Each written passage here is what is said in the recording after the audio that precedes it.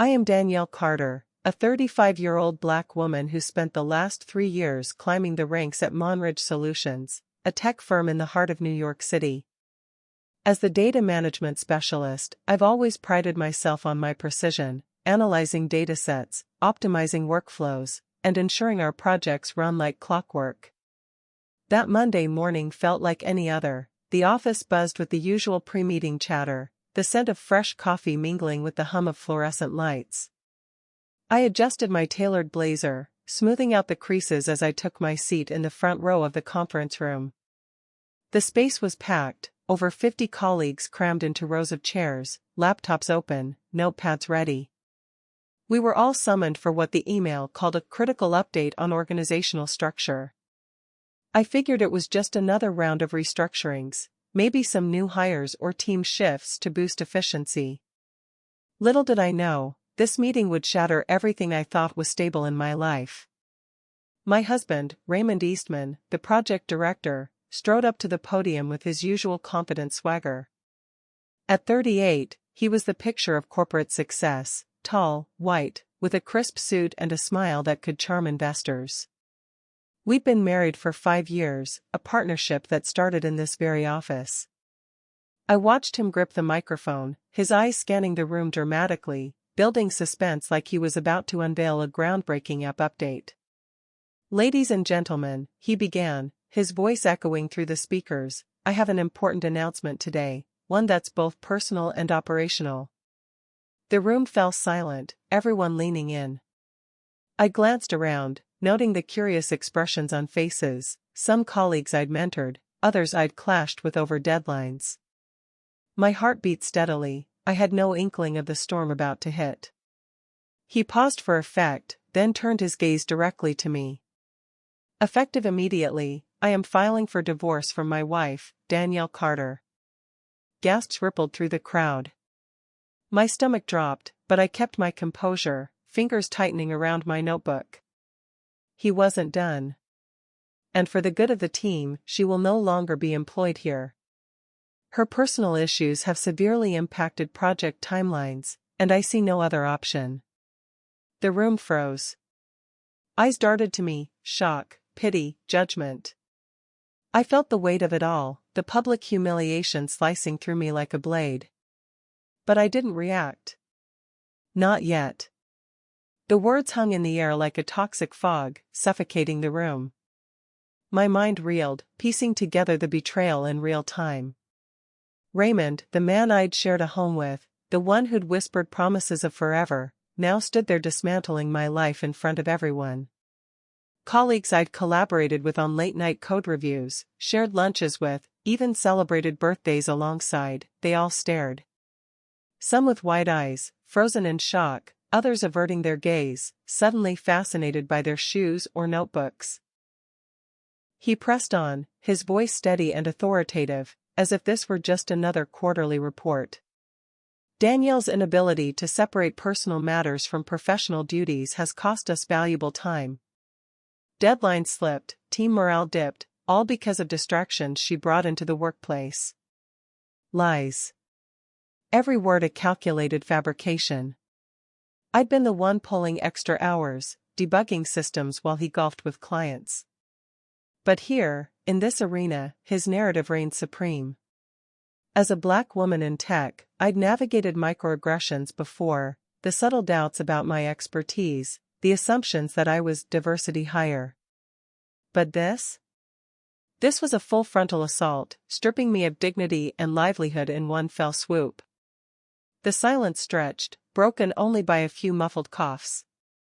I felt the heat rise in my cheeks, not from embarrassment, but from a simmering rage I forced down. My hands clenched the edges of my chair, nails digging into the fabric. One woman in the back, Sarah from marketing, covered her mouth in horror. Tom, the intern I'd mentored, shifted uncomfortably, his face paling. But no one spoke up. No one challenged him. Why would they? Raymond held the power here, or so he thought.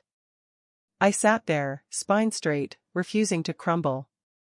My heart pounded, but outwardly, I was stone.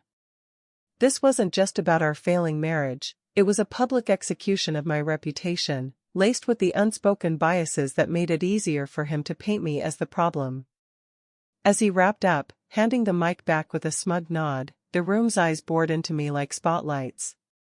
I knew then, this wasn't the end. It was the spark. The room remained suspended in that frozen moment, the echo of Raymond's words still ringing in my ears. No one moved. No one breathed too loudly. I could feel the collective gaze pressing against my skin like a physical weight, pity from some, satisfaction from others, confusion from the rest. My pulse thundered in my throat, but I refused to let it show. I had learned long ago that showing weakness in spaces like this only invited more cruelty. As a black woman in corporate America, I'd been taught to armor myself with composure, to let silence speak louder than any outburst ever could. I didn't stand immediately. I let the silence stretch, deliberate and heavy. My fingers tightened around the edges of the folder in my lap until the cardboard creased under my grip. The paper inside, notes from our latest data pipeline review, the one I'd led to completion ahead of schedule, felt suddenly trivial. I bit the inside of my lower lip, not hard enough to draw blood, just enough to ground myself, to keep the storm inside from spilling out. Then, slowly, I rose. The chair scraped softly against the carpet, a small sound that cut through the hush like a whisper. Heads turned as I reached for my bag and began collecting the few personal items scattered across the table: a framed photo of my niece at graduation, my favorite pen with the worn grip, the small succulent I'd nursed back to health during endless overtime nights. Each item went into the box with careful precision, as if I were packing for a normal move, not an exile. I walked toward the door without a backward glance at first, my heels clicking steadily on the polished floor. The hallway loomed ahead, empty and bright. But at the threshold, I paused. I turned, just enough to face him fully. Raymond stood there, still at the podium, his arms crossed, expression smug. Our eyes met. I held his gaze, long, unblinking, unflinching. In that look, I poured everything: the years of support, the nights I'd covered for his absences, the quiet pride I'd taken in our shared successes, and now the sharp edge of betrayal. It wasn't anger. It was clarity. A promise. I understand, I said, my voice low but carrying across the silent room. 3 simple words, delivered without tremor. Then I stepped through the door and let it close behind me with a soft, final click. The hallway stretched out empty before me, but my steps were steady. I had just been stripped of a husband and a job in public. But in that moment of silence, I had reclaimed something far more valuable: control. And I knew this was only the beginning. As I stepped into the elevator, the doors sliding shut behind me with a mechanical ding, the weight of what had just happened pressed down harder. My reflection in the polished metal walls stared back, composed, unyielding, but inside, a storm raged. I clutched the small box of my belongings to my chest, the edges digging into my palms. The ride down to the lobby felt eternal, each floor ticking by like a countdown to isolation. By the time I reached my desk on the 5th floor to gather the rest of my things, the whispers had already spread like wildfire through the office. I could hear them before I even turned the corner, muted voices from the break room, laced with that false casualness people use when gossiping about someone's downfall. I paused just outside the door, hidden by a partition, and listened. It was involuntary, my feet refused to move forward. Sarah from marketing, her voice sharp and smug, was the first I recognized. Well, that was dramatic. I always knew she thought she was queen bee around here.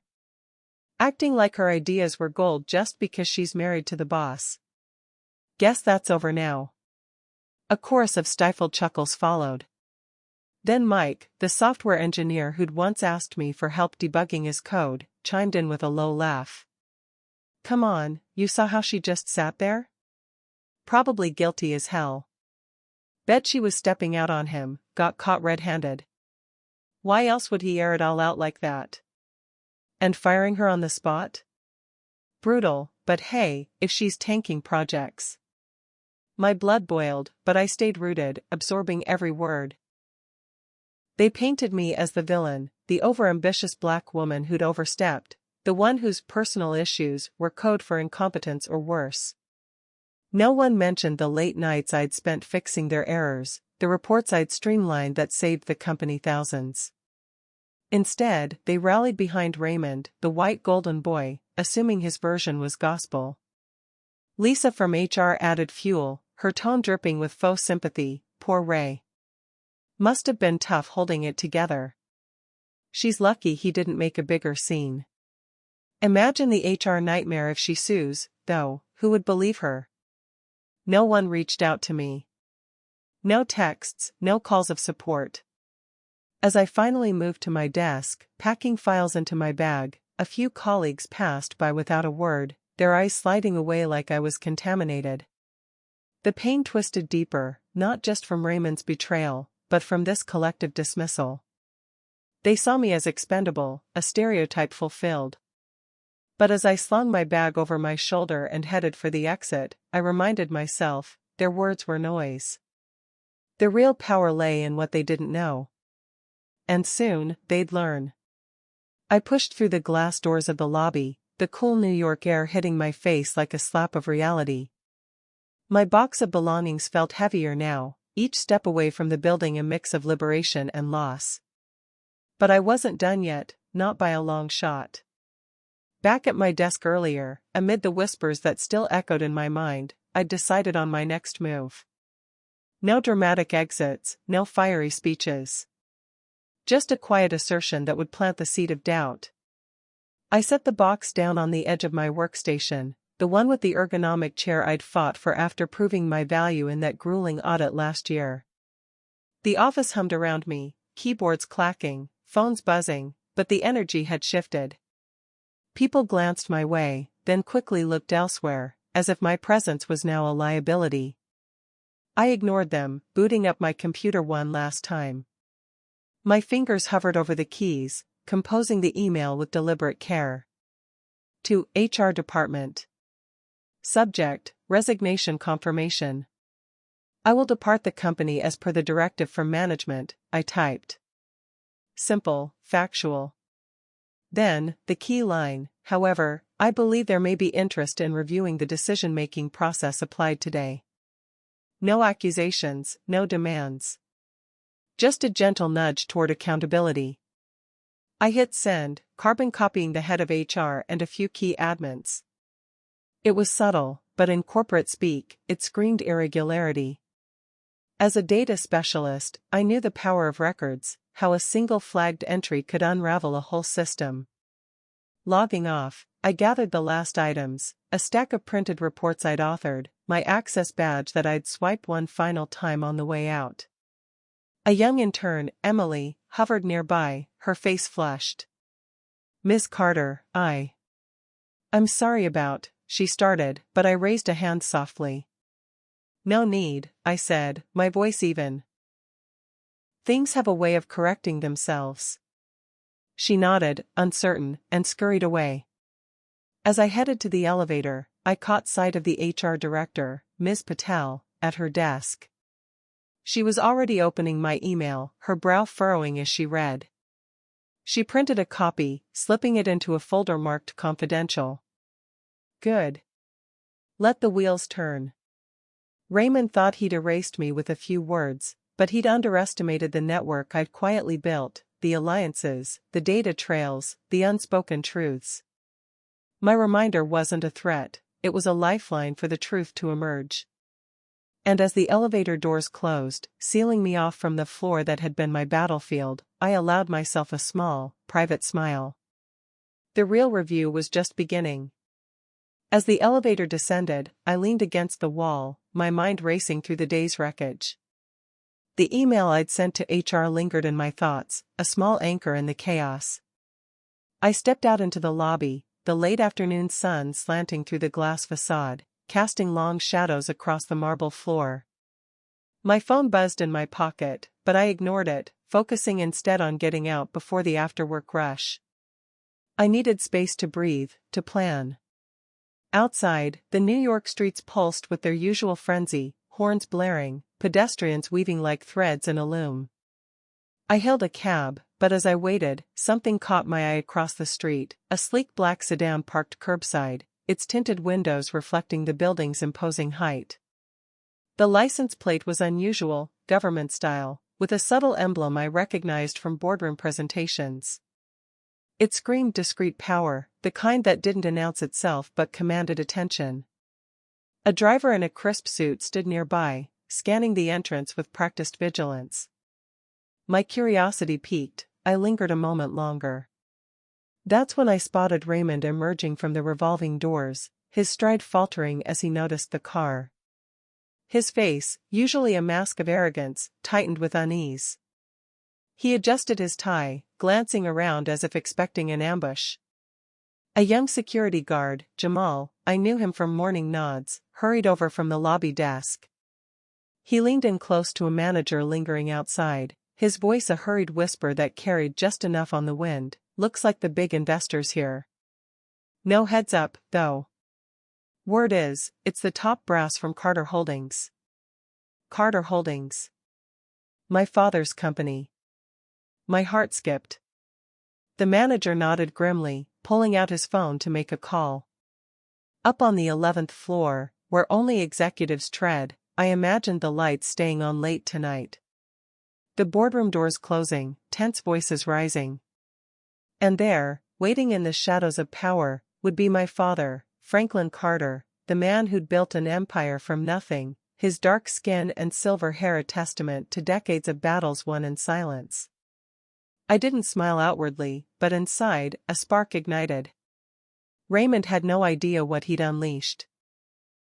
As the cab pulled up, I slid in, giving the driver my address. The sedan remained parked, a quiet omen. The pieces were aligning, and soon, the truth about who held the real strings would surface. For now, I let the city blur past, my resolve hardening with every block. As I settled into the back of the cab, the city lights streaking past like blurred memories, my phone vibrated insistently. I pulled it out, expecting perhaps a sympathetic message from a colleague, though deep down, I knew better. Instead, it was an email notification from the company's internal system. The subject line hit me like a gut punch: formal notice, dissolution of marriage and employment termination. My breath caught. Raymond hadn't wasted time. I opened it, scanning the contents with a detached calm I'd honed over years of navigating hostile boardrooms. He'd CC'd the entire executive team, HR, and even select department heads, over 24 recipients. The body read like a corporate memo, cold and procedural. This serves as official notice that I, Raymond Eastman, am initiating divorce proceedings against Danielle Carter. All personal and professional ties are severed effective immediately. For the benefit of Monridge Solutions, I recommend terminating any ongoing associations with her to prevent further disruptions to operations. Attached was the divorce petition, timestamped just minutes ago, complete with his digital signature. My fingers trembled slightly as I scrolled. He'd gone further, embedding performance notes that twisted facts, alleged missed deadlines I'd actually salvaged, conflicts of interest stemming from our marriage that he'd never mentioned before. It was a masterclass in character assassination, designed to bury me under bureaucracy. A young admin, copied on the chain, had replied tentatively, "Mr. Eastman, are you certain about distributing this so widely?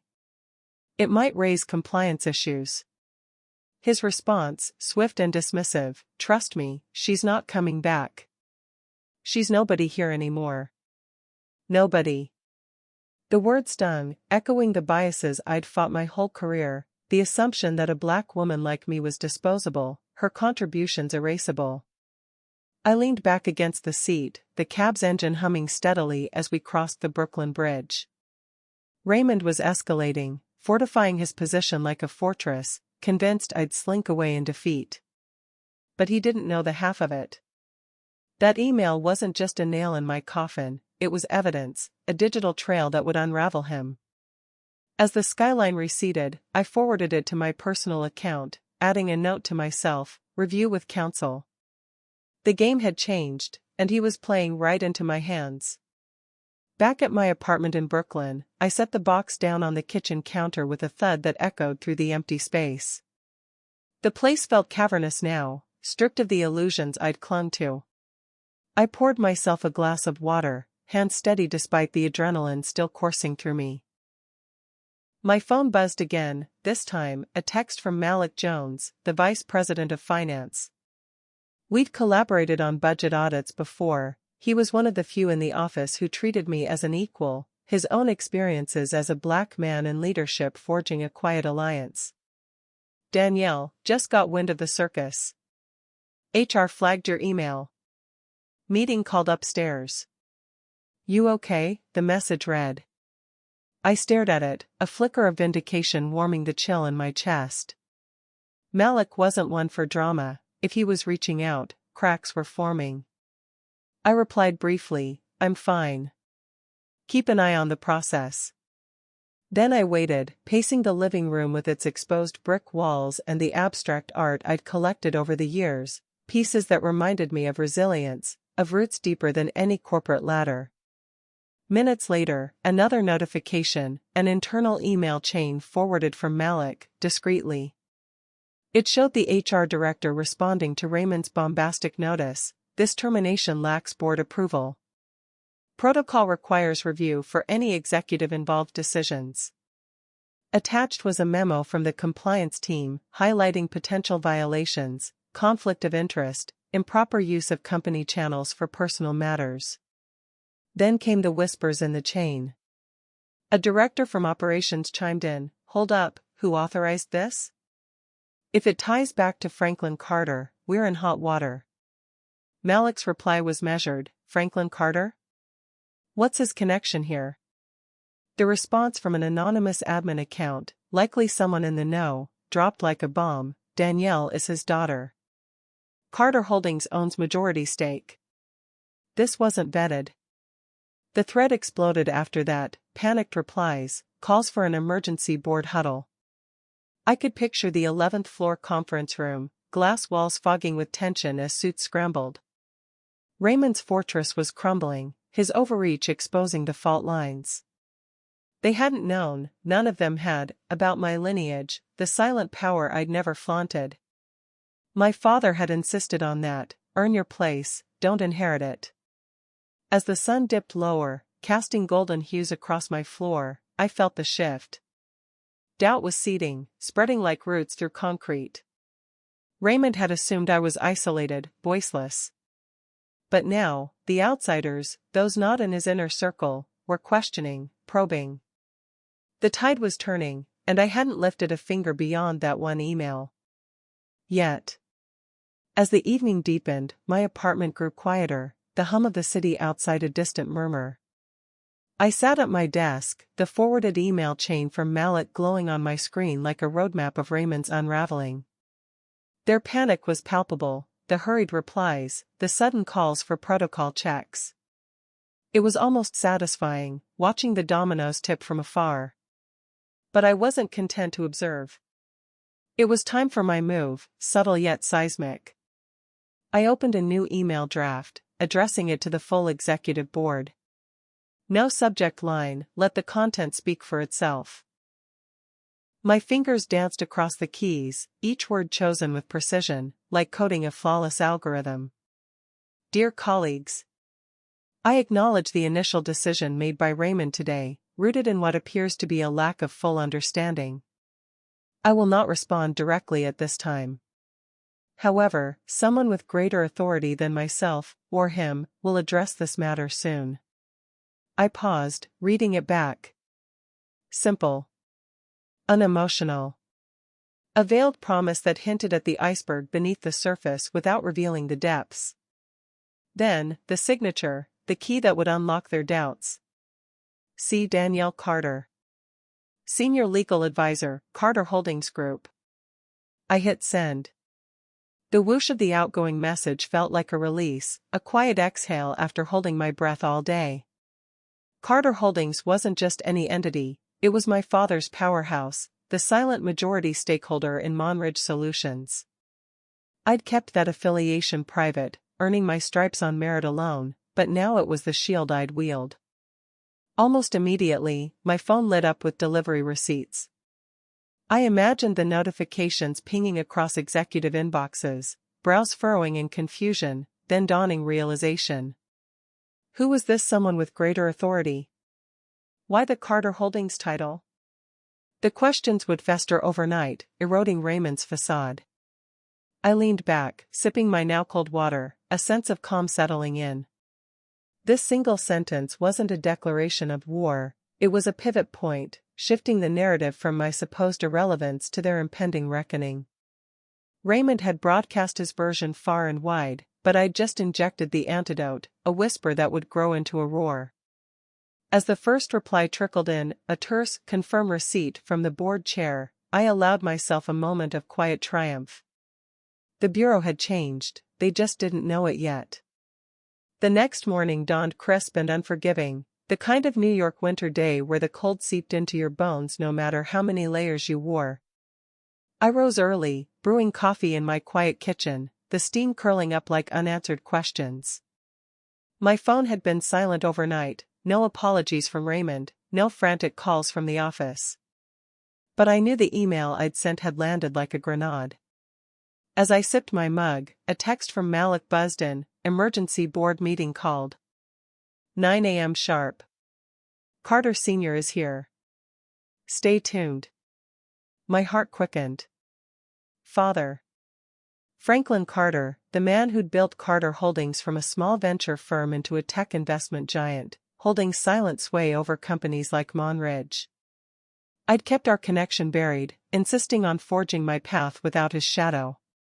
But now, that shadow was descending. By 9:15, another update from Malik, it's happening. Raymond just walked in, looks like he saw a ghost. I could picture it vividly, the 11th floor boardroom with its panoramic views of Manhattan, the long mahogany table ringed by leather chairs. The executives would be there, the CFO, operations leads, HR director, all fidgeting under the fluorescent lights. And at the head, my father. At 62, he carried himself with the quiet authority of someone who'd outmaneuvered Wall Street titans. Dark skin edged with lines of experience, silver hair cropped close, his suit impeccable. He'd sit there, not rising, his presence alone commanding silence. Raymond would enter, his usual swagger deflated, face paling as he spotted father.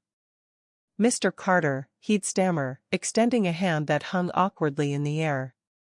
Father would nod slowly, his voice deep and measured. I've heard my daughter was dismissed from her own family's company yesterday. Care to explain? The room would freeze. The board members, suddenly realizing the web they'd been caught in, would shift uncomfortably. Ms. Patel from HR might speak first, her voice trembling. Sir, we weren't aware of the full connection between Raymond and Danielle. The termination was unorthodox. Father would lean forward, placing a folder on the table, documents I'd quietly shared with him months ago, outlining my contributions, the real project timelines. Unorthodox? Or unlawful? Carter Holdings owns 60% of this firm. No personnel decisions of this magnitude pass without my oversight. Raymond would falter, his confidence cracking. I didn't know. If I'd realized she was your daughter. Father's eyes would narrow, cutting him off mid-sentence. And if she weren't? Would that justify publicly humiliating a black woman, stripping her job and marriage in one breath? The accusation would hang, heavy as lead, exposing the biases Raymond had wielded like weapons. I set my coffee down, a small smile forming. The reversal had begun. Father wasn't just defending me, he was dismantling the system that allowed this. And soon, the board would see exactly who held the power. The boardroom tension must have been electric. Malik's updates painted a vivid picture, each text a brushstroke of the unfolding drama. Father didn't waste time on pleasantries. From what Malik described, he placed a thick folder on the table with a deliberate thud, flipping it open to reveal the investment certificates, irrefutable proof of Carter Holdings' controlling stake in Monridge Solutions. The documents gleamed under the lights, seals, and signatures underscoring his veto power over high-level personnel decisions. Whispers rippled through the executives as they leaned in, eyes widening at the realization. "Print this decision and distribute it company-wide," Father instructed the secretary, his voice calm but commanding, like a general issuing orders. "Reinstate Danielle's employment contract immediately." Her new position, Director of Human Resources. Gasps echoed in the room. Malik texted, jaws on floor. "Ray looks like he's seen a ghost." I could imagine Raymond's face draining of color, his hands gripping the table's edge as the ground shifted beneath him. Father turned his gaze to Raymond, piercing and unyielding. "As for you," he continued, "effective today, you are suspended from all operational duties pending a full shareholder review of your conduct." The words landed like a verdict in a courtroom, no appeal in sight. Raymond stammered, "Mr. Carter, this is a misunderstanding." "I had no idea," but Father raised a hand, silencing him. "No idea? Or no regard? You've abused your position, turning a personal vendetta into corporate sabotage." The board members shifted uncomfortably, murmuring about protocols and liabilities. Ms. Patel from HR interjected nervously, "We'll need to audit the termination process for compliance. This could expose us to lawsuits." Father nodded approvingly. "Precisely. And ensure the review includes any patterns of bias, racial, gender, or otherwise." He leaned back, folding his arms. Danielle didn't need to fight this publicly. Her restraint speaks volumes. But I won't let this stand. Malik's final text, "It's over for him. Board voting now." I set my phone down, a wave of relief washing over me. My identity, daughter of Franklin Carter, heir to the holdings that funded Monridge's very existence, was now laid bare. Not as a crutch, but as the truth Raymond had ignored. He'd seen me as disposable, a black woman without leverage. But now, the empire he'd climbed revealed its true foundation, mine. The reversal wasn't just personal, it was a reckoning for the systems that enabled his arrogance. As the morning light filtered through my windows, I felt the pieces realign. Justice, quiet and inevitable, was taking shape. Raymond's world crumbled in that boardroom, and though I wasn't there to witness it firsthand, Malik's detailed texts painted the scene as vividly as if I were.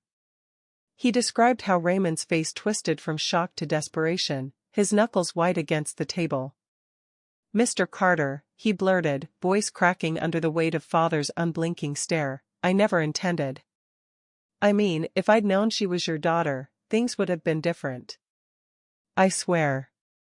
Father's response was a blade, sharp and unyielding. He leaned forward slightly, his presence filling the room like a gathering storm. "Different how, exactly? Would you have spared the public humiliation? The lies about her performance?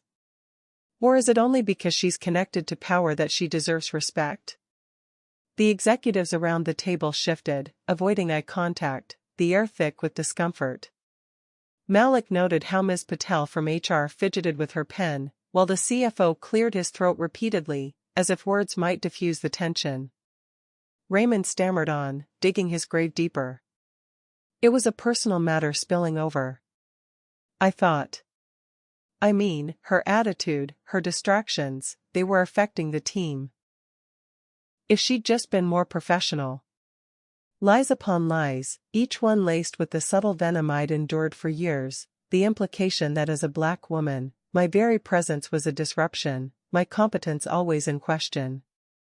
Father cut him off, his voice low but resonant, echoing decades of battles against the same prejudices. "Professional? Danielle led your data initiatives to record efficiency. She covered your oversights, mentored your staff. But you reduced her to nobody because it suited your ego. And if she weren't my daughter? Would that justify dragging a black woman through the mud in front of her peers? Stripping her dignity like it meant nothing?" The room fell deathly silent. Raymond's shoulders slumped, the smug facade shattering. He opened his mouth, but no words came, only a defeated exhale. Malik texted, "He's done." Bored, nodding along. "Your dad's dismantling him piece by piece." One director murmured, "We need to investigate any patterns here, bias in evaluations, perhaps." Father nodded approvingly. "Start with the records. And remember, this isn't just about one incident. It's about a culture that allows it." Raymond sat there, broken, his career in ruins. The man who'd wielded power like a weapon now faced its recoil. Father's final words sealed it, "You've mistaken silence for weakness, Mr. Eastman." Danielle didn't need to scream to win this. Her integrity did the work. Now, yours will be judged. As the meeting adjourned, with Raymond escorted out under suspension, I felt a profound release. Not vengeance, but justice, exposing the rot he'd hidden behind. My father's intervention wasn't favoritism, it was a mirror held to the system's flaws. And in that reflection, Raymond saw his end. 2 days after the emergency board meeting that had upended everything, I stepped back into the Monridge Solutions building. The familiar glass facade loomed above me, but this time, I walked through the doors with a different weight on my shoulders, not defeat, but quiet authority. No fanfare, no announcements blaring over the intercom. Just me, in a tailored dark vest suit that hugged my frame with professional precision, my hair pulled into a neat bun, and the new nameplate pinned to my chest, Director of HR, D. Carter. I rode the elevator to the 11th floor, the executive level I'd rarely visited before. The ride-up was silent, save for the soft hum of the machinery, giving me time to steady my breath. My heart beat steadily, a mix of anticipation and resolve. When the doors opened, the hallway stretched out before me, lined with glass-walled offices and bustling with mid-morning activity. But as I stepped out, the chatter died. Heads turned, eyes widened, and the corridor fell into a hush that followed me like a shadow. People paused mid-stride, assistants with coffee trays, managers clutching tablets. Sarah from marketing froze by the water cooler, her gossiping lips parted in mid-sentence. Mike, the engineer who'd whispered those cutting remarks, averted his gaze, suddenly engrossed in his phone. No one dared smile mockingly now, no snide whispers rippled through the air. Instead, there was a palpable tension, a collective holding of breath as they processed my return, not as the humiliated ex-wife, but as their superior. I walked with measured steps, my heels clicking authoritatively against the polished floor. The eyes followed, some with curiosity, others with unease. I passed the break room where those venomous conversations had unfolded, the door ajar, revealing a cluster of staff who quickly busied themselves. No one met my gaze directly, but I felt their stares on my back. Then, I reached it, the office that had once been Raymond's. The door was half open, the space inside stripped bare, desk empty, walls devoid of his arrogant plaques. His nameplate was gone, replaced by a temporary sign, vacant. I paused there for a few seconds, letting the sight sink in. No gloating, no lingering resentment. Just acknowledgement of how far the tables had turned. A familiar face approached, an old intern I'd mentored, Emily. She hesitated, then offered a tentative nod. I returned it with a small, professional smile, saying nothing. Words weren't needed here. I continued down the hall to my new office, the corner suite with views of the city skyline. As I pushed the door open, settling into the chair that now belonged to me, the silence outside lingered. I'd stepped out of the shadows of humiliation and into the light of reclamation. The company that had once dismissed me now answered to me. And this was only the beginning of the changes I'd enforce. In the days that followed my return, the office transformed into a theater of subtle shifts, where every glance and whisper carried the echo of what had transpired. I threw myself into the new role as Director of HR, reviewing policies, auditing personnel files, and quietly implementing changes to root out the biases that had festered unchecked. But it was in the mundane spaces, the break rooms, the elevators, where the real impact revealed itself, through the words of others who now saw me differently. One afternoon, during the lunch rush, I paused outside the cafeteria to check an email. The door was ajar, spilling out the clatter of trays and the murmur of conversations. I didn't intend to eavesdrop, but voices carried, drawing me in. Two young employees, interns I'd barely interacted with before, sat at a corner table, their sandwiches half-eaten, heads bent close. "She didn't even raise her voice," one said, a woman in her early 20s with wide eyes, her tone laced with awe. "No lawsuit, no social media storm, just walked out like it was nothing. And now? Boom, she's back, running HR, higher up than before. How does that even happen?" Her companion, a guy from engineering, nodded vigorously, sipping his soda. "Right? That one line she dropped, I understand, and the whole exec team scrambles into emergency mode. Turns out she's connected to the big guns. Carter Holdings? That's no joke." Raymond thought he had it all locked down, but she played the long game. A third voice joined them, deeper and more seasoned, the team lead from operations, an older man named Carlos, who'd been with the company for over a decade. He set his coffee down on their table with a soft clunk, pulling up a chair uninvited.